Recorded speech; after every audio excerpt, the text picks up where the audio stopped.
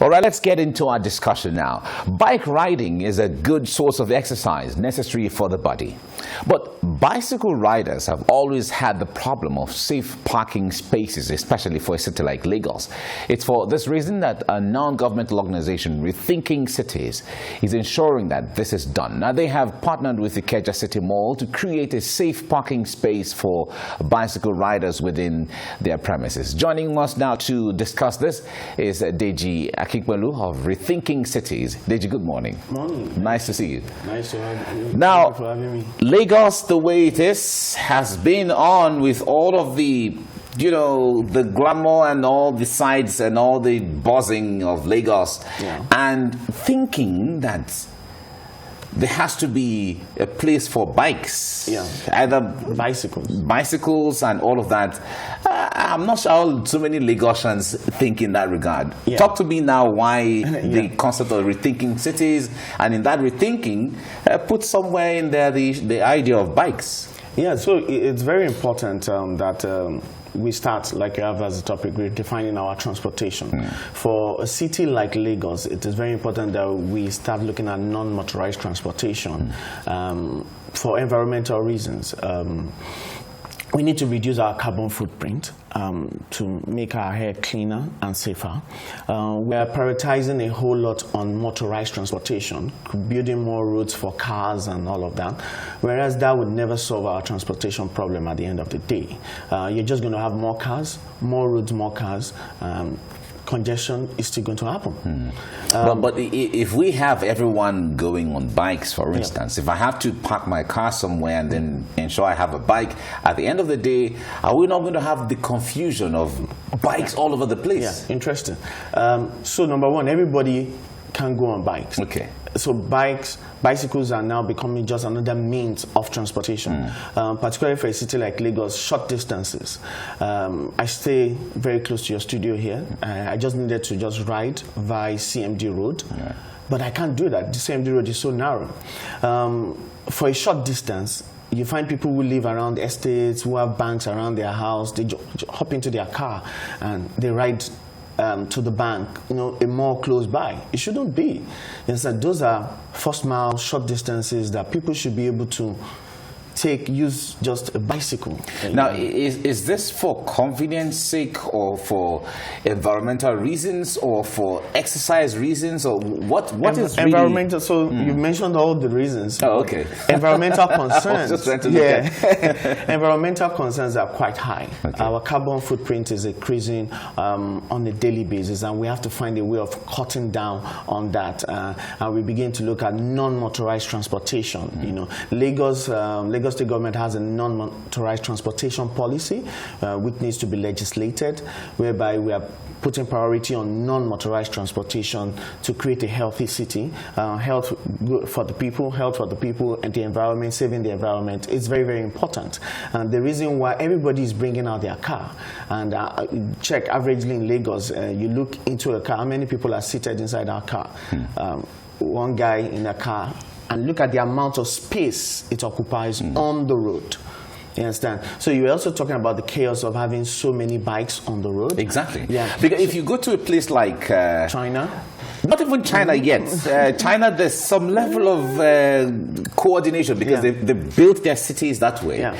If you go to a place like Berger, for instance, areas where bikes are used, where moving and navigating some certain places is very challenging because of bikes all over, so unorganized, so chaotic sometimes.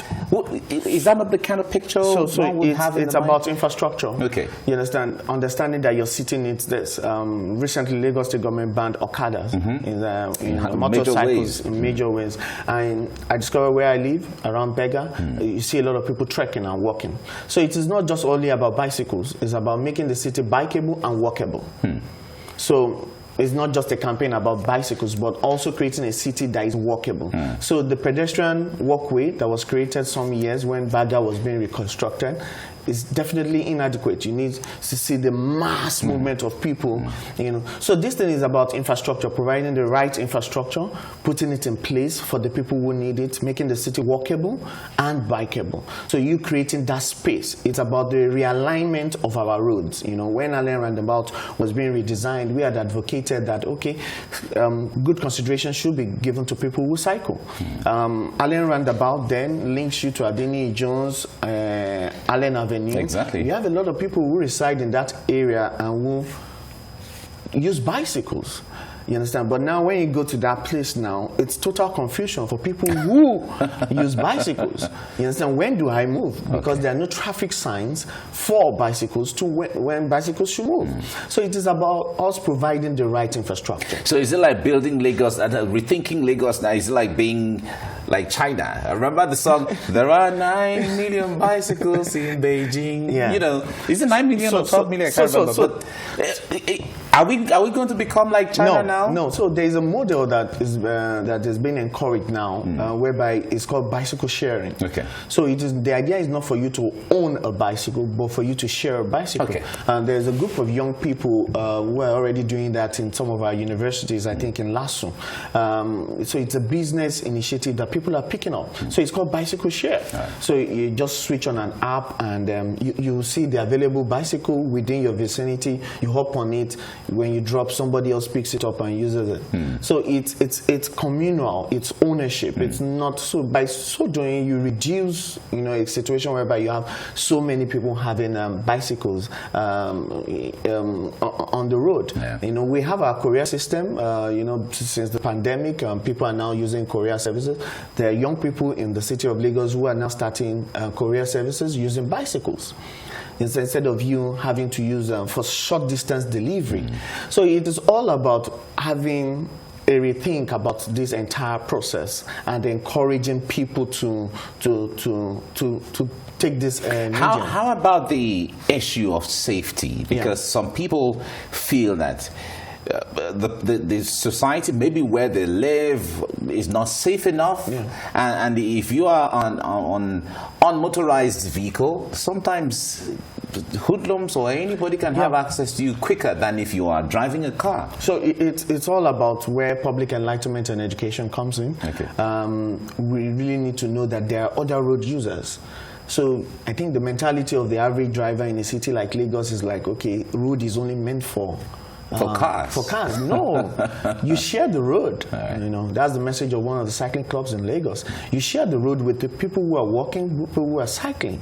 People have rights, you know. Like you notice zebra crossing in the city of Lagos. You see people on the zebra crossing and drivers are just vroom, vroom, vroom, vroom, you know, totally wrong. And some of them don't understand what a zebra crossing is. Yes. In fact, there was a cartoon some time ago, graffiti some time ago, where a driver was asking somebody, there was someone crossing the zebra crossing, and the driver was, "Are you a zebra? Are you a zebra?" Yeah. So it's about education. Don't ever think that because you are motorized, you are the only one that own the road or you should have access. There are other road users and you have to respect. So traffic calming measures, you know, speed limits, limiters, people respecting, you know, you drive in this part of the world, people don't even know what the speed limit on that road is. The issue from now, you talk about speed limits, the issue of understanding road signs and all of that is kind of really complex. Now, even for bikes or for motorcycles, you're driving on the road sometimes, and a bike doesn't know that he has to be on the right-hand side of the road. Sometimes they are riding on the fast lane.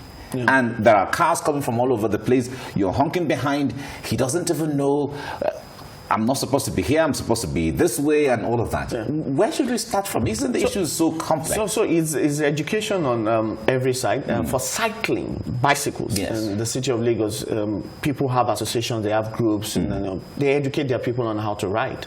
I think more we need to educate the other people who are motorized drivers more on having respect for these road users. So, and the NMT policy that is being proposed, for instance, 30 kilometers an hour road is a shared road, but also in the city of Lagos we have ample opportunities to create dedicated bicycle lanes.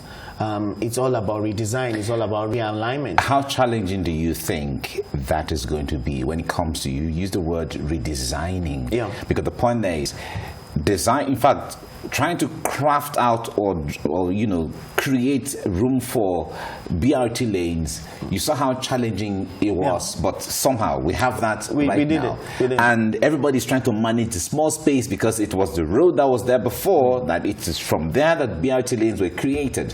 Now, there are structures this way, there are structures that way.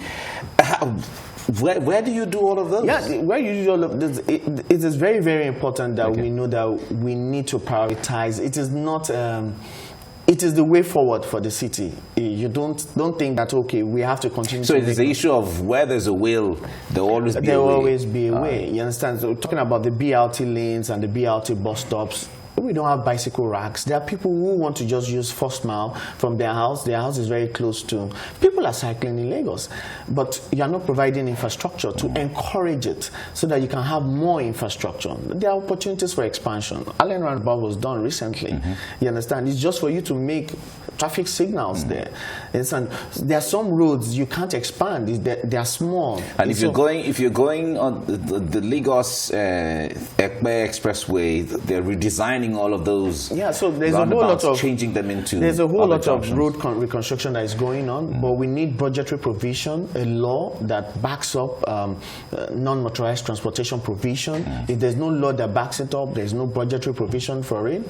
So because we cannot continue to go the way we're going. As far back as the 80s, you hear of Lagos traffic, but a lot of people are bringing out their cars for unnecessary reasons. All right. You understand what we can avoid. All right. Now, when it comes to the mentality, let's come back to the mentality of the average Nigerian now. Yeah.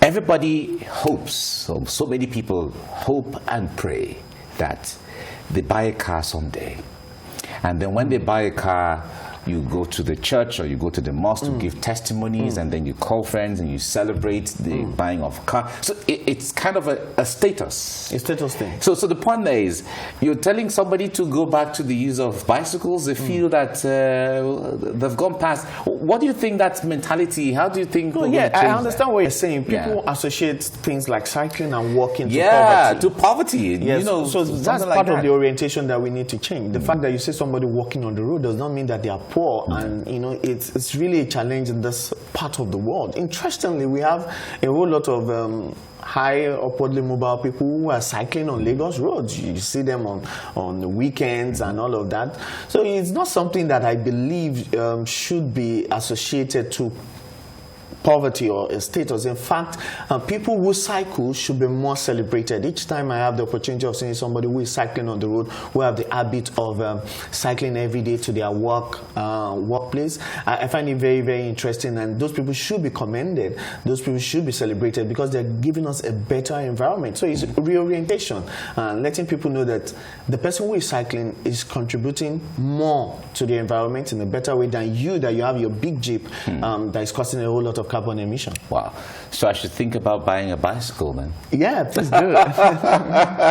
By the way, what's the cost of a bicycle now? You have bicycles ranging 20, 30, 40 upwards. I see. Yeah. Okay. So well, that's fine. Maybe I'll think about buying a bicycle. Yeah. But let's talk about because you were talking about redesigning. The moment you use the concept of redesigning, then it is government you're bringing in now. Yeah. How is government buying into this? What kind of engagement are you having with government to have a buy-in into this so they can make it maybe a policy, and then the redesigning takes place, and then the investment into that area takes place? Yeah. So the engagement with government has been on the non-motorized transportation policy, which is in draft. And the Ministry of Transport is actually responsible for that, and what we've agitated for is for us to actually ensure that this policy becomes a law. So the executive needs to speed up on on it, and then let us see it become a law so that there can be budgetary provision for infrastructures such as this. You know, but what we've gone ahead to do is also to work with the private sector, like Ikeja City Mall. We engage with them and we said to them, oh, you have Alausa here, the government office, you have several estates around you. Why don't you make a parking space for bicycles? And which they agreed to. And today now, if you leave or you walk around Ikeja City Mall, you can drive in your bicycle and you have a space there where you can just lock your bicycle and go in and shop. Before now, people will have to drive in and just park somewhere, you know, it's just hang on that over. Somebody will not steal your bike. On the whole, what challenges do you foresee in bringing that, in rethinking the city of Lagos, for instance? Yeah, the challenges, part of it we've mentioned already, reorientation, educating people. We have a whole lot to do in terms of not just government, but also letting people know what, take for instance, share the road. Let motorists, people who drive, say you are not the only person that owns the road. You have to be conscious of other people. You understand? So we're all stakeholders on the road. We are all stakeholders. It's a public space. It's the public space that needs to be democratized. So you let everybody have their own right. So on the part of the people, enlightenment. On the part of government, putting in place the right policy, private sector. A mall has decided to do a parking space. Banks too should take it up. You know, you have several banks closed within residential areas. I don't need to hop on my car before I get to a bank around my house. I can just hop on my bike. Okay. Well, Deji, I'll try to buy a bicycle. Maybe I have to consult with you. And then I used to ride a bicycle so many years ago, but I don't know how it's going to be now if I'm going to don't worry, don't worry. If you've done it before, you can do it again. All right, Deji Akinpelu, thank you so much for your time, and we wish you well in the concept and idea of rethinking Lagos, because certainly when it comes to environment and even the exercise and all of that, I know it will go a long way. Thank you very much. Thanks for having me. Right.